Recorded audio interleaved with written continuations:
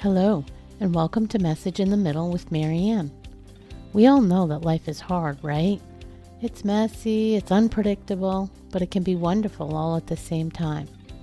My hope is that we can take a deep dive into self-development topics and explore life's lessons through book clubs, conversations, and interviews. And together, we can uncover the lessons that others have already learned to help us navigate this crazy, wonderful ride called life.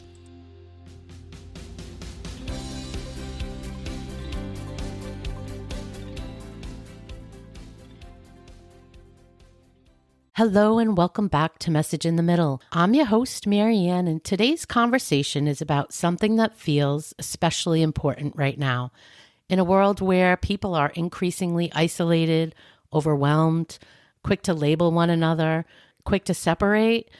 But what happens when we slow down long enough to truly see another human being? Not for what they can offer us and not for how they present on the surface, but to understand who they are underneath it all. The masks, the pain, the fear, the trauma, or the story we've already decided about them. Well, today we're going to explore all of that, and my guest is Jody Zarn. Jody is an author, corporate trainer, and TEDx speaker whose work explores empathy, mental health, and the power of human connection.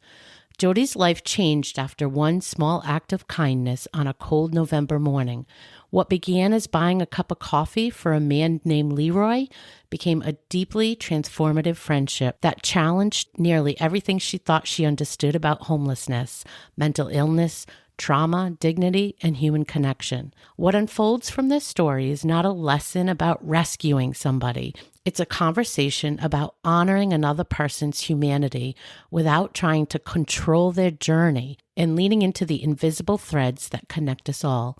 Jody, welcome to the show. Yeah, thanks for having me. I'm excited to talk about this topic. Like I told you, I am fascinated with it. So let's set the stage and take us back to that now a little bit famous cold November morning. And like, what was different that day? What made you stop and buy Leroy that first cup of coffee? Yeah, that was quite the day, and it was just an ordinary day, and up here, like November, it's kind of starting to get cold, and it was kind of the very first actual cold day that we had, and it was dark out, and I was sleepy. It was 7:30 in the morning. I was heading into work, not super excited to be heading to work. And I entered the building where my office is located. My office is located in the same building as a shopping mall. And so in the lobby, there were two gentlemen standing on either side of the door. And I, for years, have always loved buying people coffee, especially strangers, because I love seeing the looks on strangers' faces when they get like this random act of kindness that is completely out of the blue because we just don't expect it. Yeah. And so that has kind of become my thing. I'm very well known for it. And so when I walked in and I saw these two gentlemen, you could tell that they had seen better days. They appeared to be homeless to me, but I wasn't entirely sure about both of them. But I was just called. You know how you get that voice in your belly that just says, you need to do this. Like you just have this voice that says you need to do something. And so I didn't have a lot of time because I was, scheduled to be at work right away. So I thought, no, I'm gonna go get these guys a coffee. So I got a large coffee and some muffins for them. And because we share everything on social media, especially what we're having for lunch, I snapped a quick photo and I took it out to these gentlemen. And the first gentleman was a young guy, probably mid-20s and very tall. And I just noticed that he didn't have like a proper coat, like it was just a little windbreaker, and he was missing the fingers on, I think it was his left hand. And that kind of got me in the feels, So I gave him the coffee and he was super happy because again, it was starting to get chilly out. And so then I turned to the other gentleman, and as I approached, I noticed that he couldn't see me. And so I said hello so I wouldn't scare him. And I said, hey, would you like a coffee? I've got a coffee and a muffin here. And he said, I don't like coffee, but I'll take the muffin. I'm like, sure. And so what I recognized about him initially was that he was blind, and he was late 60s, and again didn't have a coat. It was just a little fleece jacket, and his clothes were very tattered and worn. So I knew that things were tough for him. And I went off to work. I made a post about how I met this really cool gentleman, and I didn't realize at that time that my life had pivoted and changed forever. And this man was Leroy, and he kept showing up day after day after day, and we became fast friends and buddies. And uh, yeah, like it showed me this world that I'd never been exposed to before. Because we've all seen homeless people on the streets, and we make these assumptions about who these people are, and we couldn't be further from the truth. Mm-hmm. So So yeah, this is I assume a stop that you made often in the past. This is on the way to work, and you stop for coffee at this same place in the yeah, same it was. area. Yeah, it was in the building. So I frequented the area, and the area in town where our offices are located. There are a number of unsheltered, community members who hang out there. So it wasn't uncommon to see someone there. But you hadn't seen him before or noticed him before, but then he's there every day. Yes. So that's Yes. And wild. yeah, yeah. And I think he showed up the next day because he was hoping I would be there. Mm. And so when I came back the next day, I approached him and I said, "Hey," I said, "I know you don't like coffee, but would you like something else?" And he said, "Are you the same lady as yesterday? Because I recognize your voice." And I said, "Yes, I am." And so then what he would do after that is inside the lobby, there was a little corner that had a phone booth there back in the day when we had phone Yeah. booths, thank God. And because that was his saving grace. And so he would stand in the corner there because it was safe for him there because he couldn't see anything because, he couldn't, protect himself from other people who might want to do him harm. And so I would meet him there every morning and bring him food from home, sandwiches and granola bars and mitts and hats and whatever, socks if he needed it. And we'd have a quick little visit. I'd make him tea in my office. So people in my office quickly got to find out all about this man too as we went on the journey. And that built our friendship. And in the beginning, he didn't trust anybody because people had not been kind to him from all avenues of life. People had not treated him well. So he was very reluctant to trust me. But every morning I got a little tidbit about who this guy was. Mm. Yeah. So it was like a mystery. When did you start? Did you find yourself from that very first day, or did it come later when you started thinking about it more than just in that moment? Like, I'm thinking that for me, I probably would have went to work, and I'm trying to decide whether I would have been preoccupied with thinking about understanding him, or did I just let it go and like do my job, and then the next day, and take a while before he becomes this thing you really want to dig into, this mystery, because you want to help him, but you also want to learn. How did that take place for you? How did that play out? I think I was instantly hooked. I Mm. was instantly curious about him because the way he spoke, I could tell that he was extremely intelligent, and he had something there. I was just instantly curious about who this guy was. Mm. And initially, like, he started telling me things about his life that seemed really far-fetched. And at the beginning, he wouldn't tell me his last name. So I only had his first name. So I couldn't Google him at that point. So he was telling me things. I was like, I'm not sure. Is that true? Like, because he did suffer from mental illness. Like he did have some pretty serious mental health challenges. So I couldn't really tell, like, is it true? Is it not true? So I just kind of stuck it in the back of my head and started sharing more on social media and with my coworkers about who this guy was. And I was so fascinated. And I started kind of poking around the mall. Like, our offices were located above a shopping mall. So there was a drugstore and there was a security team and mall patrons and stuff. So I started kind of asking around, like, if anybody else knew this guy, because it was seriously like this mystery. And one day he told me his last name. Oh, And his real last name. yes, yes. And he said, "I'm Leroy Adams and blah, blah, blah." And I thought, oh. So I ran up to my cubicle, and I've got like 5 minutes to Yeah. get to a meeting. So I'm Googling this guy, and everything he told me Checked out. was true. And Wow. so have you seen The Queen's Gambit on Netflix? I have not. Okay, you got to watch All it. You got right. to watch it. So the Queen's Gambit is about a young girl who is this prodigy. She's a world-class chess I champion. And actually, she's, I'm lying to you. I yeah, forgot the name of it, but I have seen it. Yes. yeah, yeah. So I call him Winnipeg's Queen's Gambit because he was the very best checkers player in all of Canada, the third best in Barbados, and the 12th best in the entire world. This guy was ridiculously intelligent and talented, Wow. and it was mind-blowing. He was very, very well known in the North American and the world checkers world. And apparently, they say that checkers is just as challenging, if not more, than chess. There's actually a lot of strategy to it, which I didn't know.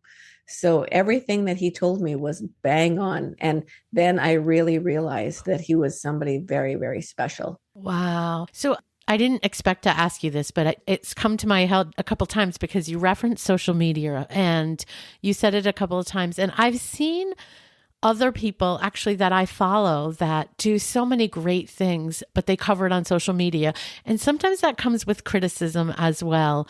Did you get any criticism? You're shaking your head so loudly, for lack of a better word. So did you get criticism for that? And why did you choose to continue to do that, to chronicle it on social media? That's a great, great question. And I have always been, even now, like I'm a big sharer of all my stuff. I've always been worried about people thinking that I was doing it for likes and attention and to make myself look good because, that happens, right? People do it just to market themselves. And so whenever I share anything, I try to always make a point. I'm not doing this to make myself look good, and I'm not the savior here. Like I'm not this hero, because what's happening and what happened when I began this journey with Leroy is that I was learning so much about myself and about life, and he was teaching me so much.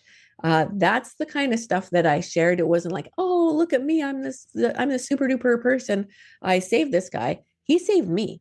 And so what also happened, because I was becoming so vulnerable and open about my own journey and how I was being transformed by this, people started becoming really invested in Leroy's journey and our journey because they could relate.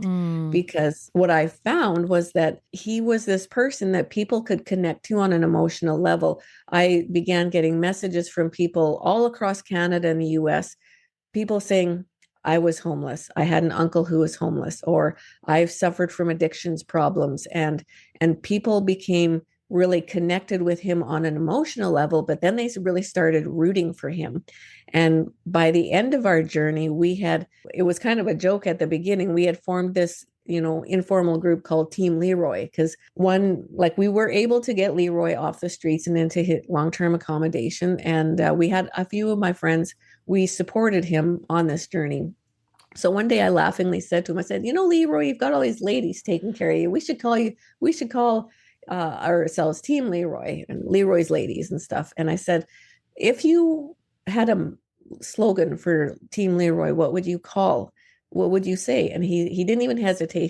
He loved music, and he said, I would use the line from the Animal song, please, Lord, don't let me be misunderstood.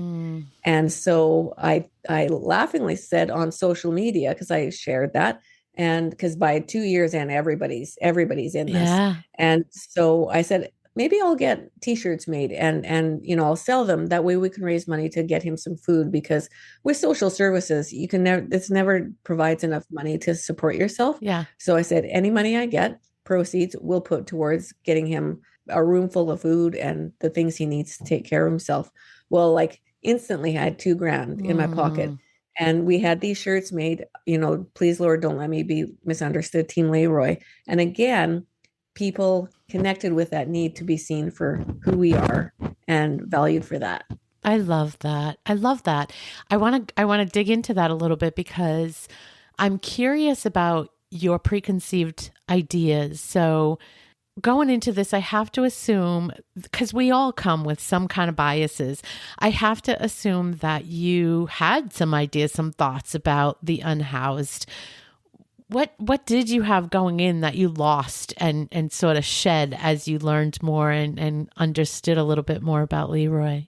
Yeah, I think a couple things. Like, I think we all have these preconceived notions about who our unsheltered friends are, that maybe, there's a real addiction problem, or, all this stuff, right? And I didn't really know much about unsheltered people, but I have been judged greatly in my life. Like, I was kind of like the nerd at school that everybody made fun of, the ugliest kid and stuff like that. So I'd had my cup full of being judged myself. So Sure. like I tried not to do that. But the biggest thing that I learned from him, I really got this appreciation for everybody has a backstory. Like, every Mm. person on the street, they've got a family who's trying to look for them. They've got skills, they've got talents, they had a career, Yeah, they have you know. history. Yeah. Yeah, exactly. They've got this big backstory that we know nothing about, and it's all this gold that if we can dive in and learn about this person, we will always come back better because of it. Mm. So I really have a strong appreciation for that. And one thing that has always stuck with me is this notion that we have no power to make an impact.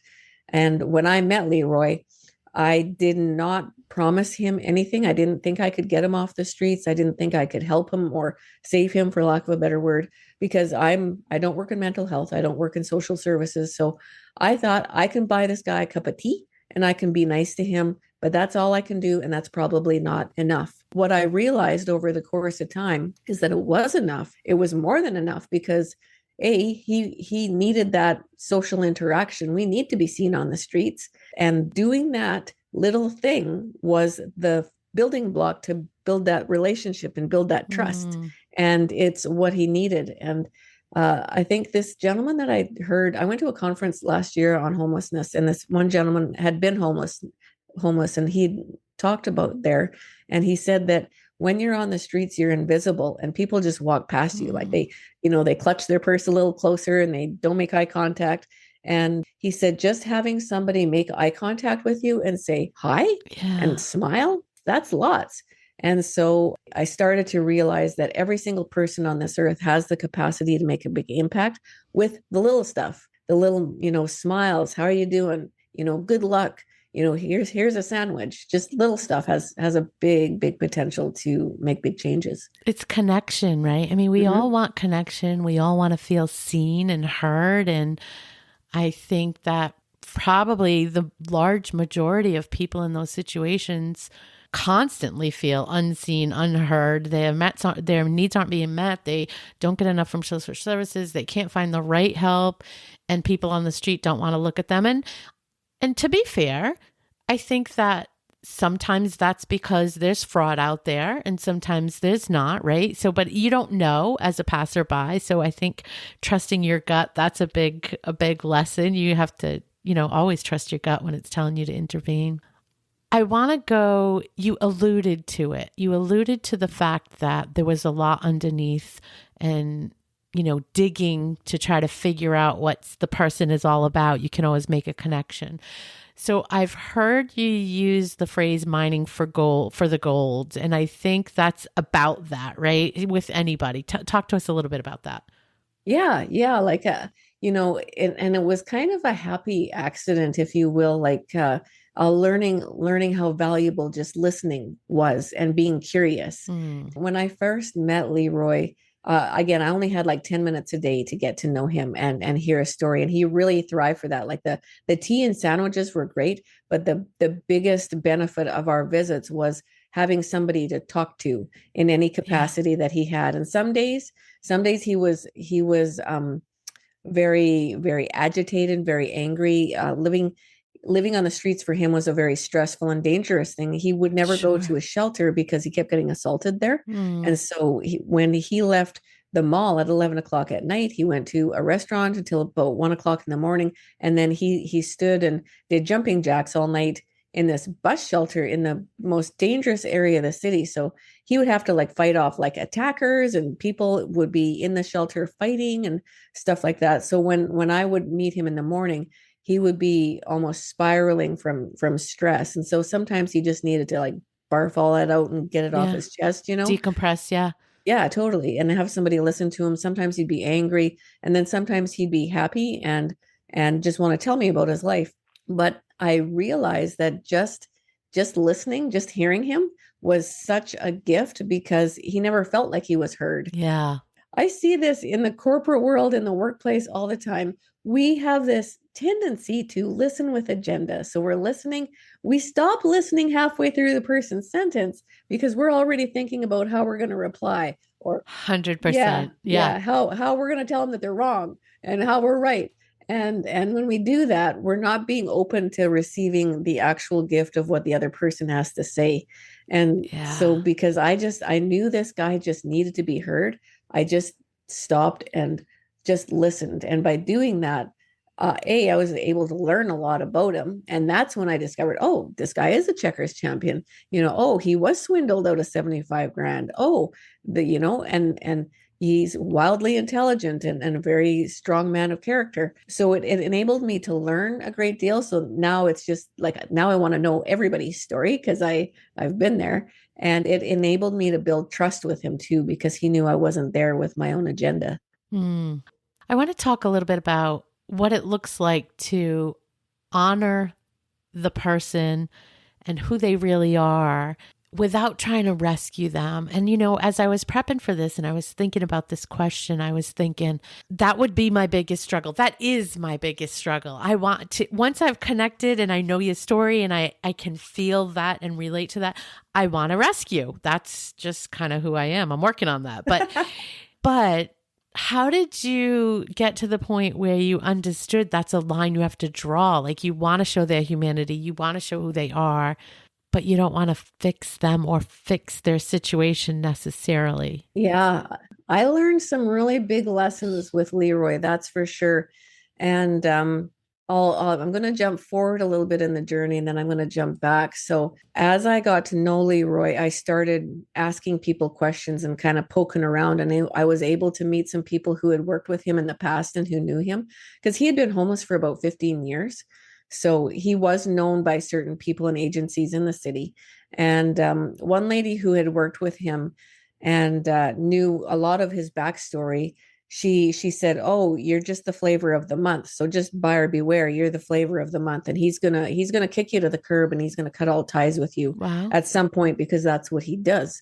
And I thought it was really interesting. It was good information because I didn't know that. And so Leroy often gravitated towards accepting help from women because he felt like women treated him better than men. So he felt safer with women. But what would happen, because we are caregivers, Yeah. what I suspect, and I don't know for sure, but what I suspect was that these women would meet him and they would, again, get emotionally invested with him and not want to see him suffer. But then as they got into the thick of things, they would try to tell him what to do and tell him, take care of him and do things for him. And Leroy was a very, very proud, independent man. And he didn't want people's help. And what was interesting, when I first met him, again, I was super curious about him. We had only known each other for a few weeks. And again, I didn't know anything about our unsheltered friends. And I just said to him out of the blue, I didn't plan it. I said, "So what's your end game here, Leroy? Like, what do you want? Like, do you like being out here? Like, what's your goal?" And purely just curious. And he said something that really surprised me, because what I was expecting, I was thinking he was going to say, "I want to get off the streets. I want a place to live. I want money. I want stuff." And he didn't say any of that. He said, "I want control over my own destiny. Wow. I want to be the one who calls the shots and makes the decisions." And that stuck with me big time, because at the time I knew and I respected he wanted control over his destiny. And I'm just little Joe T buyer. Like, I can't do anything anyway. I can't find him a place to live.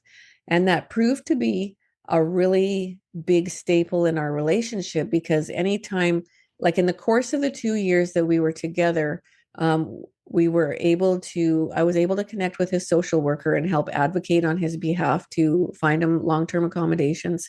And but it didn't go super smoothly all the time, because in the middle we had a little pandemic in there too.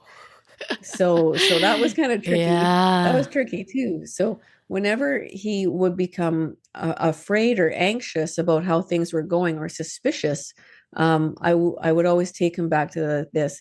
hey man, you're the captain of your own ship. You call the shots. Nice. I don't care what you do. And that conversation happened frequently because then you're like, okay, you're not trying to bulldoze me. You're Yeah. not trying to take away my rights. I continue to trust you. And that's a very, very hard thing to do when you see somebody in a position where he made decisions that I wouldn't have done, Yeah. but I still have to respect that because he's still a human being who deserves to have control over his own life. Yeah. That's hard. Really hard to watch. I didn't even think about the pandemic. And so did life shut down where you couldn't see him for a long period of time? It did, and that was tough. Like it was kind of weird the way it happened because uh the winter. So I met him in November, and then the following February, Marchish was when things were starting to go crazy with the pandemic. And at the same time, up here in Manitoba, we had had this crazy spell where it was like minus 45 below for like weeks, and we were having unsheltered people like freeze to death on the streets. Like it was very common. So we were very worried about what was going to happen. And by that point, our social worker was trying to find him a place where he could live independently and not have to be in a facility Yeah. because he was smart enough to do that, and he didn't want to be in a facility like that. That would have been the worst thing ever. But because the pandemic happened, all the ability to rent places or tour them or anything, Shut down. we lost that. So it was February 14th, actually. The social worker phoned me and she said, I got to pick him up off the street because he's going to freeze to death out there. And I'm worried we can't have that happen. So they had the police pick him up and put him in the geriatric unit of a psych ward, which he didn't qualify for that, but it was just a place for them to let him stay Wow. while we sorted things out. And so he stayed in this hospital unit for a full year Wow. before. And yeah, I couldn't go visit him. Uh Wow. and Did he I want could out? Did he want out or was Oh he good? yeah. He was happy. I think he was happy to have a bed to sleep in and meals but he would never admit that, right? Yeah, yeah, yeah. Yeah, Yeah. so it was tough on him because he was extremely paranoid. So, and Yeah. again, I couldn't see him. So if I didn't phone at the scheduled time, then he'd get super paranoid that I had abandoned him and stuff like that. So it was tough. Wow. Wow. So I'm thinking about when you made that connection and you're building the friendship and we all come to the table with our own baggage, for lack of a better word, right? You've certainly had your own trauma and your own grief, and I mean, I don't even know you, and I know that because we all have by this age, right? Nobody Yeah. goes unscathed. How do you think that played in to your connection and your relationship with him? Huge, huge. And looking back on it now, like, I mean, it's been a few years since we started this journey. I can really appreciate how all the stuff that I went through as a child and as an adult, it really contributed to our relationship. And I think it's why we're able to build such a strong relationship. So, one bit about my story is that, and I really had to dive into this later on, was the fact that as a child I was bullied like very badly for a good year when I was in grade 8. And that's a tough year to get bullied because you're just Ugh, trying to yeah, figure out who you are, and you're yeah. already pretty hard on yourself. And so I was the ugliest kid in school according to a few people. I was like a weirdo, and I made a really good target because I wouldn't stand up for myself. And so I lived in a really small town where like there was only like 20 kids in my class, and hockey is religion. Like hockey is everything,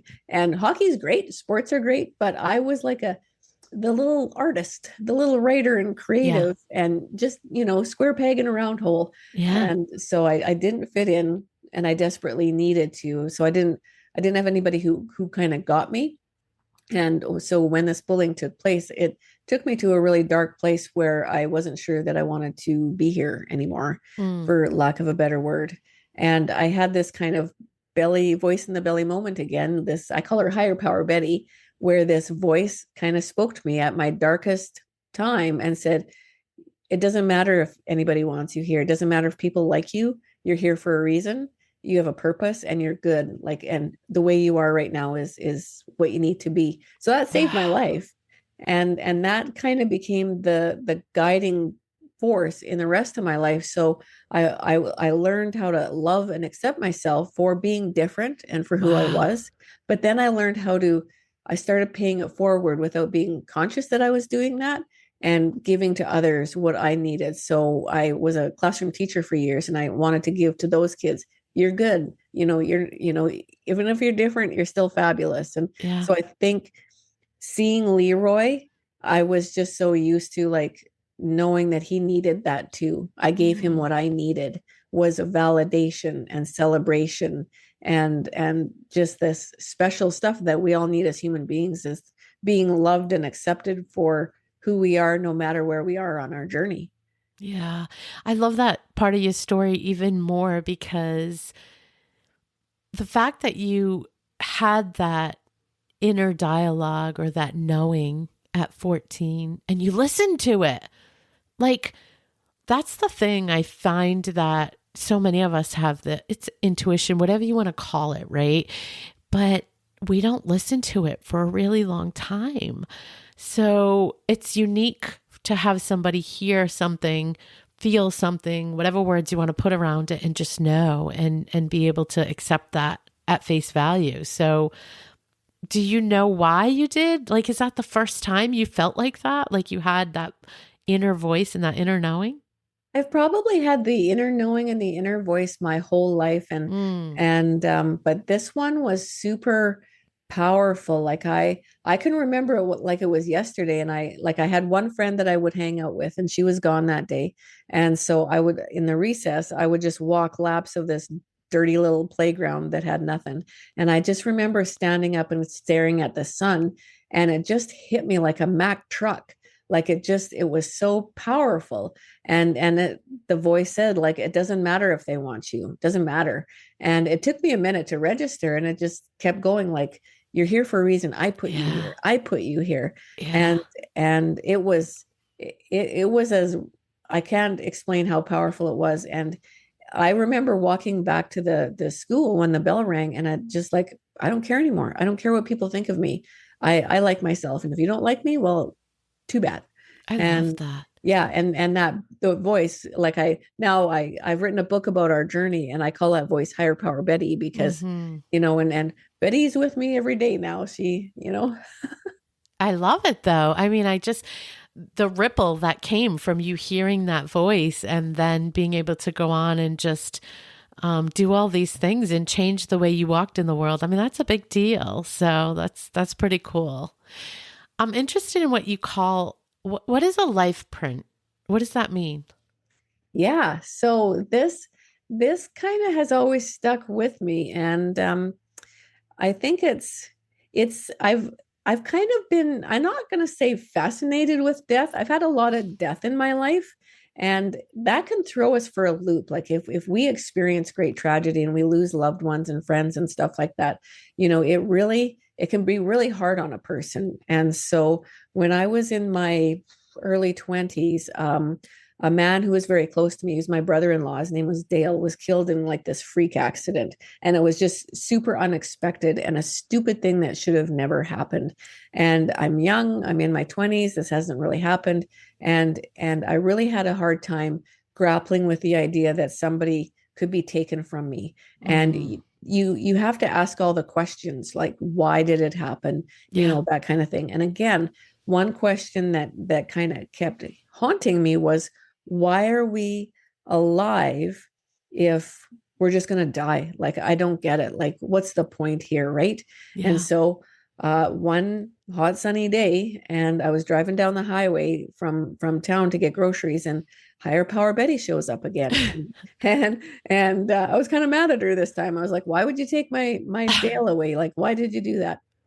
And she said, you are going to die. Like, of course you're going to die, but your purpose here when you die is to leave the place better than Mm, when you first got here. You got to leave mm, the place better. You got yeah. to do good in the world. And again, I was like, oh, yeah, okay, I get it, because we don't none of us gets out of this alive.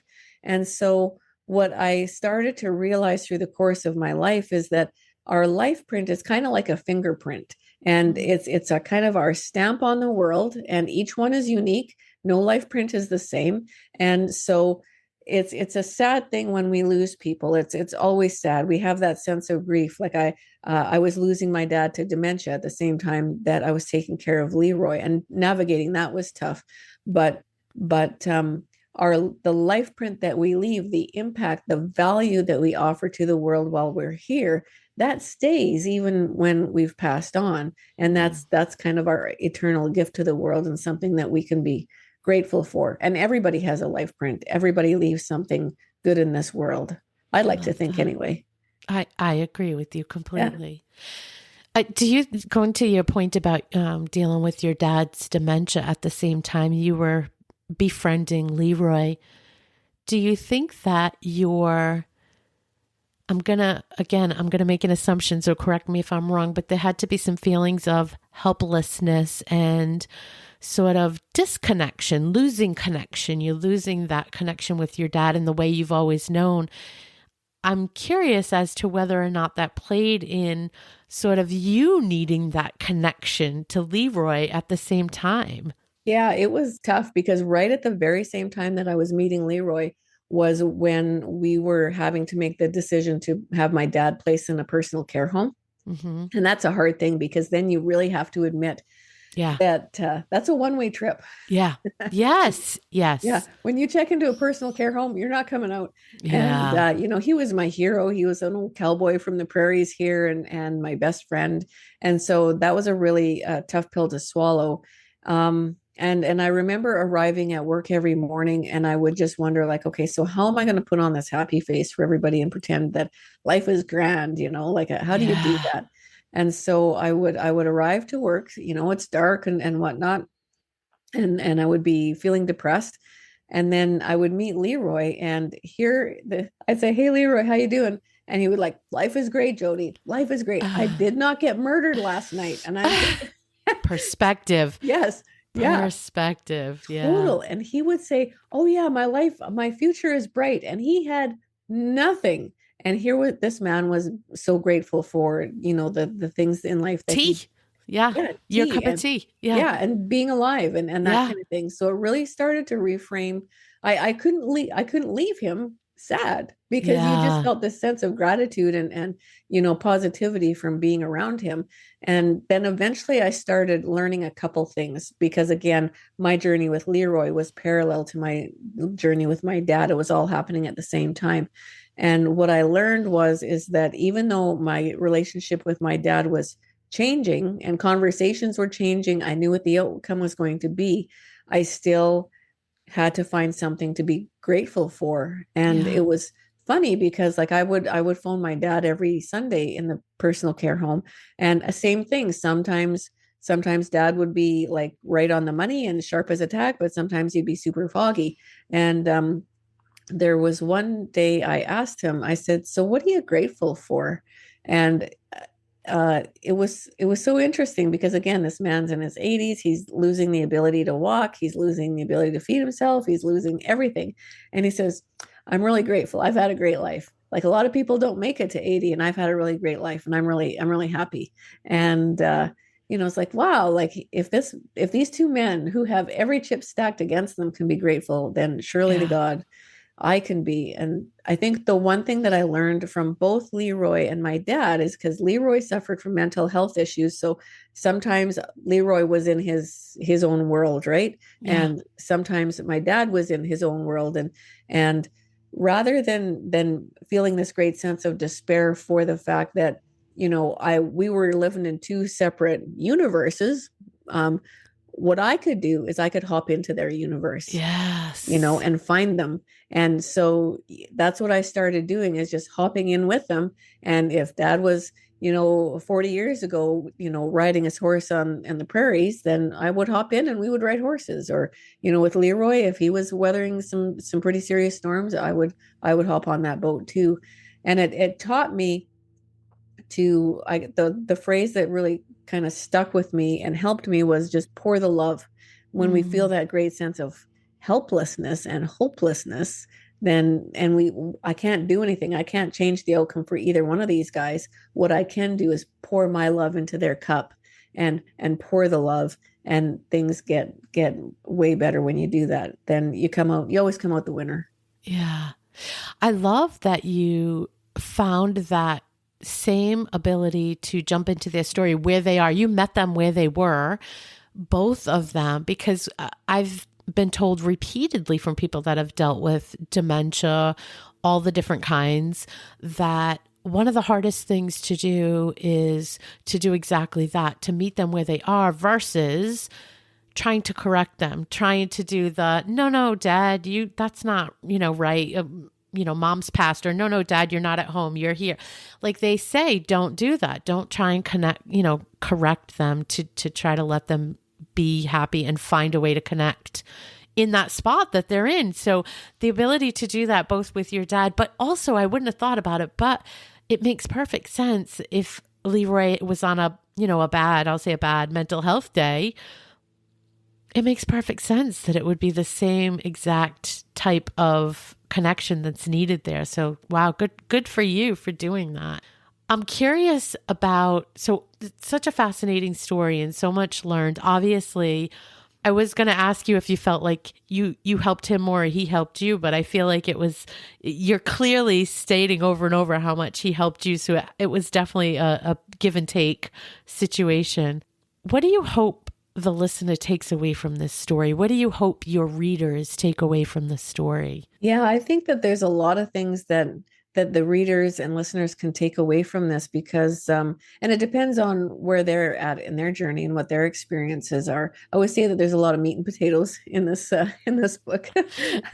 But I think one thing that I've learned throughout, everything that I've experienced through the bullying and through dad's dementia and Leroy and everything, is that there is so much magic in human connection, just that simplicity of human connection. And I think we often get lost in kind of the optics or the logistics of it. We get lost in labels. Yes. And we make our assumptions. But when we do that, we close ourselves off to the curiosity of finding out what their backstory is.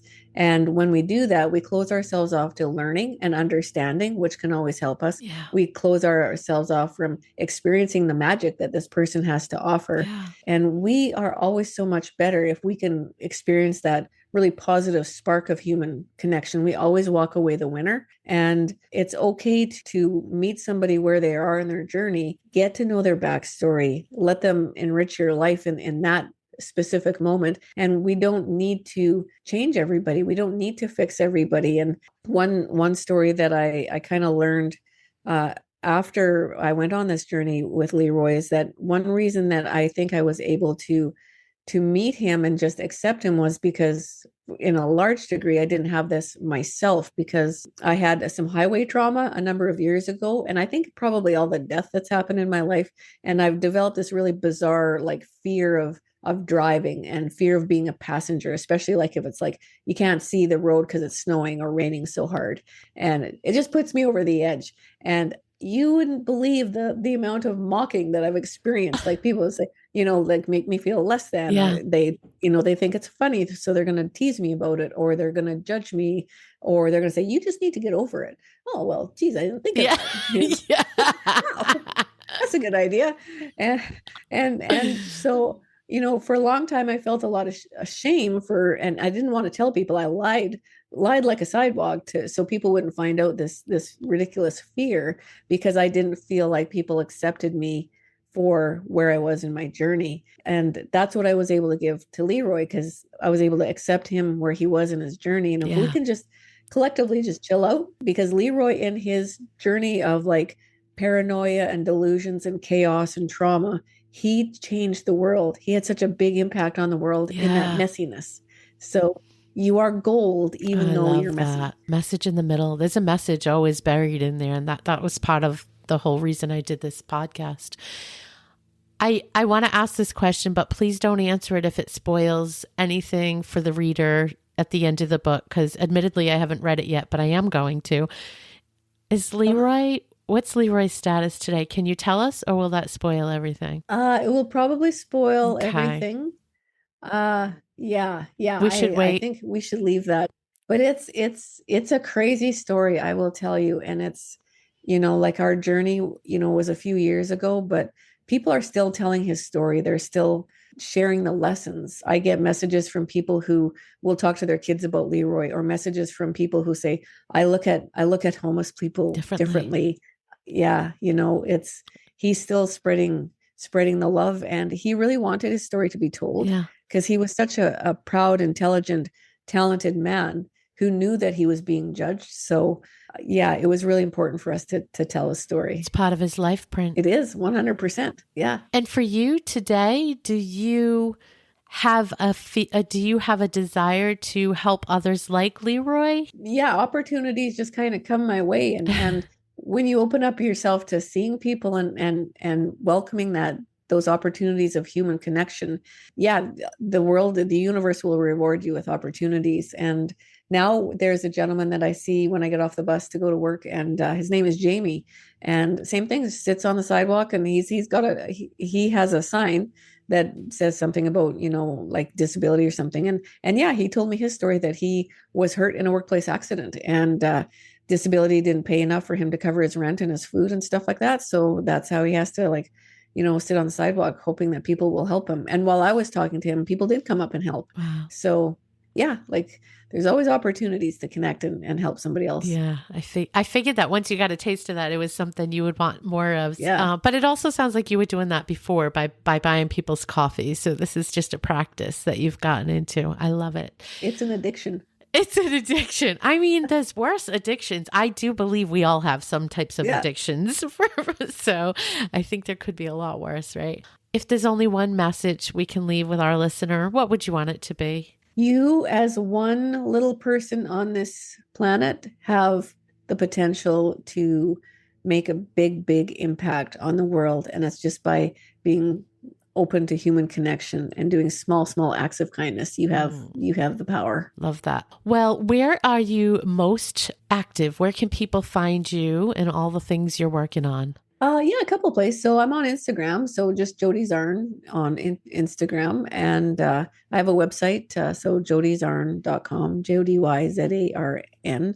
And yeah, the book that I wrote about my friendship and journey with Leroy, it's called Higher Power Betty and the Homeless Man Who Changed My Life. And it's a wild story, and we'd like to share it with everybody. I love it. We're going to put the links in the show notes, and we'll include the book as well so that people can go out and get it and follow the journey and learn more about you and the work you did with Leroy. I love it. Thank you so much for sharing your story with us today. Yeah, thanks for having me. This was a blast. Love it. Thanks so much for listening to today's episode of Message in the Middle. I hope you found something in this conversation that reminded you that you're not alone and that midlife isn't about winding down. It's about waking up. You're not done. You're just becoming. If this episode speaks to you at all, please share it with a friend who needs to hear it. And if you're enjoying the show, I'd be so grateful if you could take a moment to leave a review. It really helps other women find this community and this podcast. Until next time, take care of yourself.